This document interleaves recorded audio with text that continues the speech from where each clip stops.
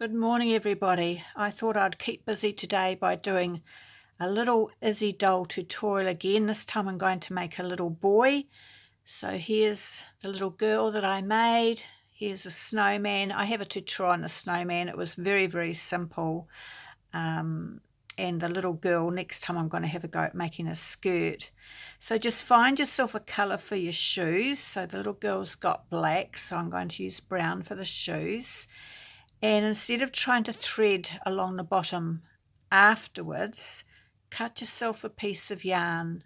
This is way too big, but just a piece of yarn so that you thread it onto your first row. And then you can just pull it tight easier. If you don't like the pulled tight look, you can leave it flat and just sew flat, and they'll end up like a flat pair of shoes. And the same with the neck. So I've got blue for his trousers, some multicoloured yarn which has got greens and blues and whites in it for his jersey. Not sure what I'll use for his hat and his scarf yet.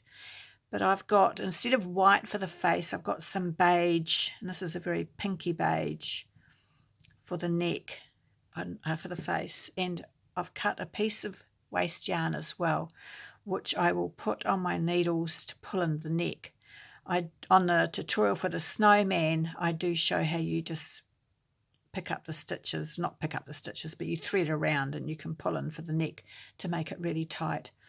So we'll have a go at a different way today, and I'll probably make another little scarf again. I might make a scarf for the girl too. She looks a bit cold, seeing she's wearing a beanie. And I had a go at making a little brim for the beanie. There is a way that if you actually had waste yarn up here, you could pick up your stitches and actually knit a rib beanie, which would stick out more. And this is meant to be her hair. You're meant to only have one stitch for the hair, one row for the hair, but I did two. So there's all different ways that you can change things. So you use any yarn you like, any needles to correspond. I'm using 4mm needles with double knit yarn. But you do whatever you like. You can use it thinner or fatter yarn. You can do anything you like. So I'll just show you how I do my slip stitch. I do this for crochet and knitting. And you just cast on 32 stitches. You knit however you like. I do the old-fashioned English throwing my yarn. You can do continental, you can do anything that suits you.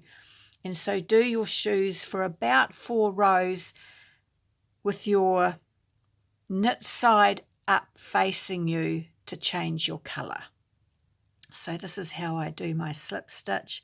I go around my finger twice and I just hold it, pick up the back loop and I bring it forwards, hold it with my thumb, pick up the new back loop, bring it forwards and right over my finger, and there is your slip stitch. So I'm just going to cast on 32 stitches and do approximately 4 or 5 rows, whichever will bring me to have the knit side upwards.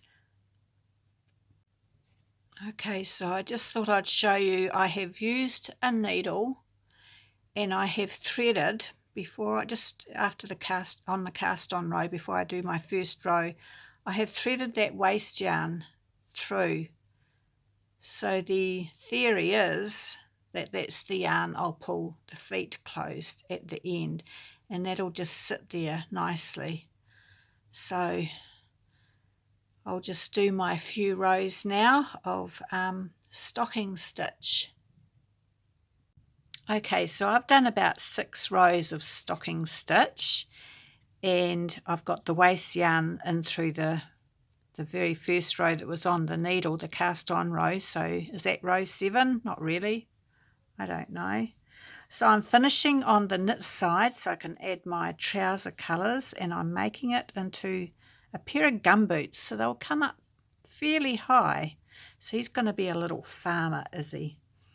So now I'm going to get my blue yarn because I want him to have blue trousers, and I'm going to add the blue yarn, and then I'm going to do approximately Well, the normal length for trousers is about 13, 14, 15 rows.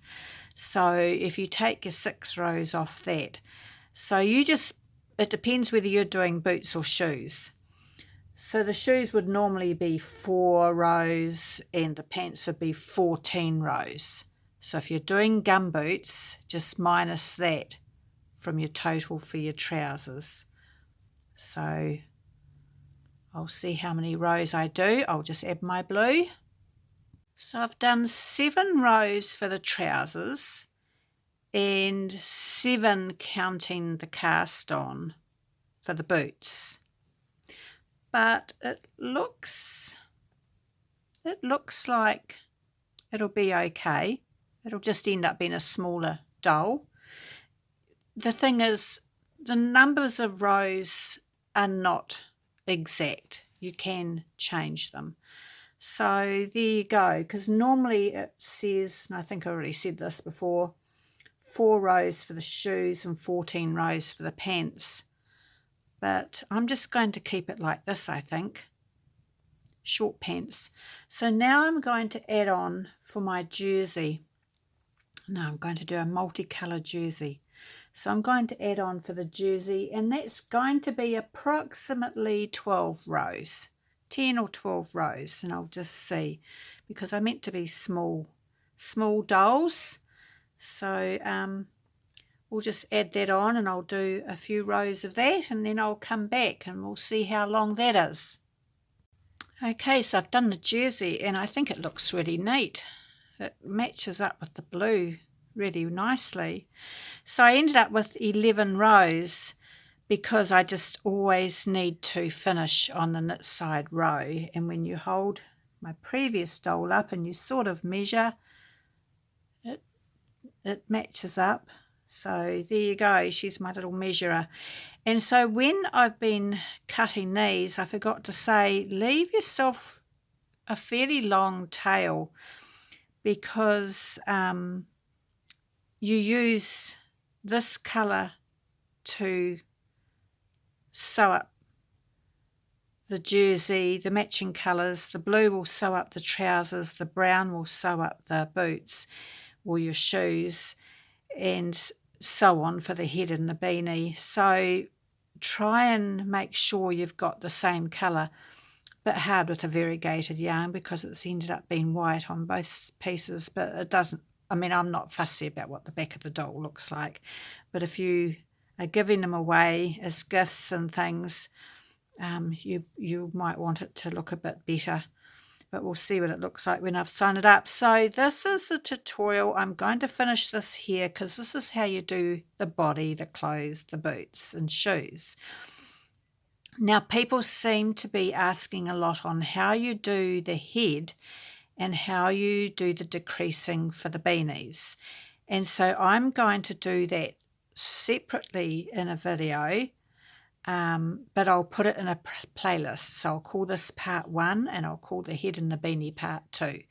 So that someone who just wants to see how to do the decreasing doesn't have to go through this part of the video and find the end. So I'll make 2 separate videos. So look, it's pretty easy, isn't it? Anyone can have a go at doing this and using up your scraps and making anything.